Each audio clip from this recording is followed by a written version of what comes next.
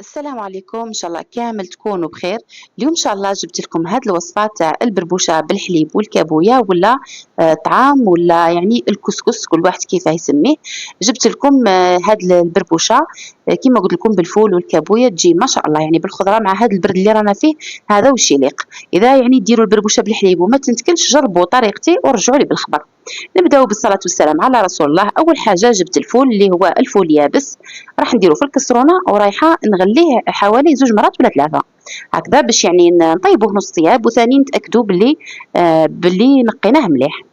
حطيت الفول تاعي يغلي الغليه الاولى، جبت هنا الكوكوط تاعي ولا المرميطه اللي راح نطيب فيها، درت فيها ملعقه كبيره تاع مارغرين وشويه تاع زيت، ودرت فيها قرون تاع فلفل يابس هذاك الاحمر، طبعا يكون حار، هذه البربوشه لازم تكون حاره. جبت هنا البنات البصل، سكرفجو البصل تاعكم في الخشين هكا باش تجيكم لاصوص تاعكم تجيكم خاثره وتجيكم بنينه. هاد الوصفه هذه ما فيهاش ثوم، فيها غير البصل. سكرفجت حبه تاع بصل، حبه متوسطه كيما شفتوا، درت المارغرين وشويه تاع زيت والفلفل الاحمر اليابس. هنا بالنسبه للتوابل عندي غير الفلفل الاسود والملح، ما فيهاش خلاص توابل، يعني فيها غير الفلفل الكحل وفيها الملح.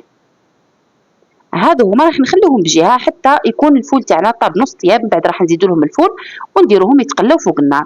جبت هنا البربوشه، بالنسبه للبربوشه جبت هنا هاد لا مارك هذه تاع ماما، راح نشمخها. طبعا كيما على بالكم البربوشه هذه اللي تتباع ما نديروهاش يعني ما نعمروهاش بالماء، ونقطروها كيما البربوشه المفتوله هذه، لو كان نديروا لها الماء ونقطروها رايحه تتكعبر لكم كامل وتجيكم صعيبه باش تفتحوها. راني درت من قبل فيديو على درت بربوشه في القناه تاعي، ودرت بالتفصيل هذه البربوشه تاع السوق اللي تتباع كيفاش نخدموها باش تجيكم كيما البربوشه اللي مفتوله باليد. انا بعد ما شمخت مليح البربوشه تاعي ونشفت مليح يبست، درتها في الكسكاس وراح نفورها التفويره الاولى. هنا الفول تاعنا كيما شفتوا بعد ما غليته 2 مرات هكا يعني يتنقى مليح مليح، وثاني يطيب نص طياب. زدتو على هذوك التوابل اللي درتهم في الكوكوط، وراح نحط كل شيء فوق النار يتقلى هكا، يعني خلوهم يتقلاو حتى تشوفوا البصل تاعكم هذا كامل تغير اللون تاعو وتكرمل. حطيت هنا الكوكوط تاعي تتقلى فوق النار. جبت هنا البربوشه بعد ما فارت التفويره الاولى، راح نديروا لها الملح والزيت، يعني نخدموها بالطريقه العاديه كيما نخدموا البربوشه المفتوله. درت لها الملح، درت لها شويه تاع زيت، وراح نزيد ندير لها الماء ونخليها يعني تشرب كامل هذيك الكميه تاع الماء، ونعاود نفورها التفويره الثانيه. انا البربوشه نحب نفورها 3 مرات باش ما تجينيش يابسه، يعني قد ما تفوري البربوشه تاعك راح تجيك رطبه في الفم. هنا شمخت البربوشه مليح ونخليها تتشرب، من بعد نرجع لها باش نفركتها كامل ونعاود يعني نشفها ونرجعها تفور للمره الثانيه. شوفوا البنات هنا كي تقلى كامل هذاك الفول تاعنا مع هذيك البصل وتكرمل كامل البصل، راح نجيب الان الخضره.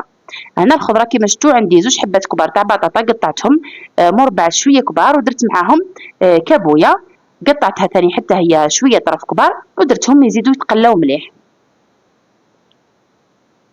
هنا رجعت للبربوشه تاعي كيما شفتوا بعد ما فارت التفويره الثانيه، راح نزيد نفتحها مليح ونشوف اذا شفت بلي ناقصها ما نزيد لها الماء، اذا كان شفت بلي شربتها مليح ما نزيد لهاش الماء ونرجعها تفور. هنايا زدت لها شويه تاع ماء، شفتها بلي يابسه زدت لها شويه تاع الماء.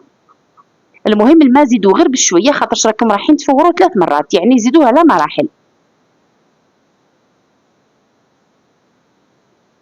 نفركتها مليح هكا مع الاول بالملعقه هذه تاع الخشب، ومن بعد كي تنحى لها هذيك السخانه ندير يعني بيديا ونفركتها كامل مليح حتى يعني تتشرب هذاك الماء كامل كيف كيف.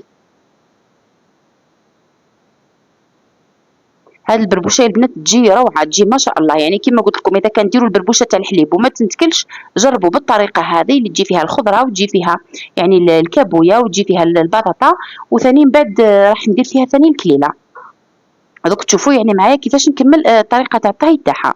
هنا البنات كيما شفتوا كي تقلات مليح معايا هذيك الخضره مع الفول والبصل اللي كانوا من قبل ديجا تقلاو، راح نجيب نمرقهم. هنا التمرق ما تكثروش الماء، ديروا حوالي كاس تاع ماء في التمرق ونقصوا خلاص النار وخليو هاد الخضره طيب في عقلها هكا باش تجيكم معسله وتجيكم بنينه. كي تكثروا الماء في يعني في هاد لاصوص تجيكم يعني لاصوص تاعكم تجيكم صامته. درت كيما قلت لكم الماء كاس تاع ماء يكون مغلي، ويعني مرقت به هذيك الخضره وراح نرجعها ونقصلها خلاص النار ونخليها طيب مليح. هنا البربوشه تاعنا كما شفتوا البنات هنايا كانت تقريبا خلاص تقريبا جاهزه. راح نفورها التفويره الاخرى يعني التفويره الثالثه. كما قلت لكم البربوشه يعني كي تفوروها 3 مرات تجيكم ما شاء الله تجيكم رطبه هايله يعني البربوشه المفتوله ولا هذه كيف كيف. هنا البنات راح نجيب الحليب تاعنا راح نفيض الحليب تاعنا. جبت هنا شكاره تاع الحليب حليب العادي وراح نزيد له شويه تاع لحظه ولا حليب غبره هكا باش يجينا الحليب تاعنا خاثر ويجينا بنين. درت له هنا كما شفتوا 2 ملاعق كبار مملوئين مليح تاع حليب بودر ونخلطهم مليح بالفوي ونديرهم يغليو مليح حتى يفيض الحليب تاعنا. هنا بعد ما كملت البربوشه التفوار جبنا ملعقه صغيره تاع سمن ولا مارغرين وتقدروا هنا البربوشه تاع الحليب ماشي شرط تدهنوا البربوشه تقدروا مباشره يعني بلا ما تدهنوا الطعام تاعكم. هنا درت كما قلت لكم نصف ملعقه تاع سمن ودرت حطيت فوقها مباشره هذيك البربوشه. هنا البنات شوفوا الخضره تاعنا كيفاه طابت ما شاء الله. طيب زبده خليوها طيب مليح هذيك الخضره البطاطا الفول ثاني الكوابه ولا الكابويه خليوهم يطيبوا مليح مليح من بعد باش نضيفوا فوقهم الحليب. هنا قبل ما نضيف الحليب راح نزيد الاضافات اللي راح يعطوهم نكهه رائعه وتجي ما شاء الله. شوفوا عندي قرن تاع فلفل حار خضر قطعته رونديلات هكا صغار وعندي هنا شويه تاع كليله هرستها في المهراس حطيتهم في زوج. وراح نضيف ايضا الملح لانه راح نزيد الحليب طبعا ملحت على جال الحليب كما شفتوا. درت الفلفل الخضر مقطع حار وضفت الكليله والملح وراح نحط فوقهم يعني هذاك الحليب مصفي نصفي فوقهم هذاك الحليب ونعاود نرجعهم يغليو. لازم تخليوها تغلي مليح هكا باش الحليب هذاك يتشرب كامل النكهه تاع الخضره. وثاني هذيك الكليله تزيد يعني تخثر الكليله. شوفوا البنات ماشي غير تمد البنه للماكله ثاني تمد خثوريه يعني كي تخليوها تغلي مليح راح تخثر لاصوص تاعكم. رجعتها تغلي مليح فوق النار. شوفوا تجينا خاثره ما شاء الله تجيكم واحد لاصوص روعه. هنا الخضره تاعنا كامل طابت لاصوص تاعنا جاهزه وراح نجيبو مباشره يعني نقدموا الطبق تاعنا. شوفوا انا الخضره طايبه عسل ما شاء الله وتجيكم بنينه روعه صدقوني يعني مهما نوصف لكم البنه تاعها ما راحش نوفيها حقها.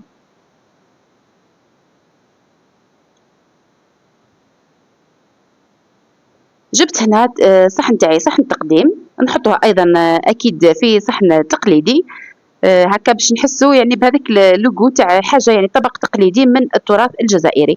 يعني بكري جدودنا كانوا بزاف يعتمدوا هاد البربوشه هذه ولا الكسكس هذا تاع الحليب وتاع الخضره يعني هذا طبق تقليدي من التراث الجزائري. هنا حطيت كامل الخضره وهنحط الحليب. طبعا هنايا الحليب يعني تحطوا قدر الحاجه كاين اللي يبغيها مسقيه بزاف وكاين اللي يبغيها شويه شويه. ان شاء الله يا البنات تجربوا هذه الوصفه وما تنساوش تكتبوا لي في التعليقات رايكم فيها وانا متاكده باللي راح تعجبكم بزاف. اذا كان هذا هو الطبق تاعنا تاع نهار اليوم كسكس تقليدي جزائري بالخضره بالكابويه وبالبطاطا والفلفل والفول طبعا بلا ما ننساو الفول يابس. نتمنى يكون نال اعجابكم الطبق تاعنا تاع نهار اليوم. نتلاقاو ان شاء الله في وصفات اخرى وفيديوهات اخرى. دمتم في رعايه الله وحفظه.